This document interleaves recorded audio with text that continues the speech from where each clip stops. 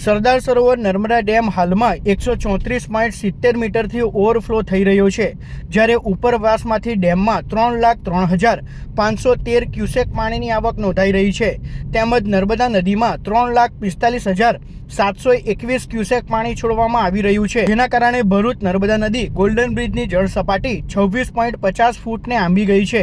નર્મદા નદીમાં વધતા પાણીના જળસ્તરને પરિણામે જિલ્લા વહીવટી તંત્ર દ્વારા જિલ્લાના 48 ગામોને એલર્ટ કરવામાં આવ્યા છે, જ્યારે અંકલેશ્વરના પૂરથી સૌથી પહેલા પ્રભાવિત થતા ખાલપિયા, સરફુદ્દીન અને જૂના કાંસિયા ગામમાંથી સલામતી અને સાવચેતીના ભાગરૂપે વહીવટી તંત્ર દ્વારા સ્થળાંતર માટેની સૂચના આપવામાં આવી છે. અત્રે ઉલ્લેખનીય છે કે તારીખ 26મી ઓગસ્ટના રોજ જિલ્લામાંથી 280 લોકોનું સુરક્ષિત સ્થળે સ્થળાંતર કરવામાં આવ્યું હતું.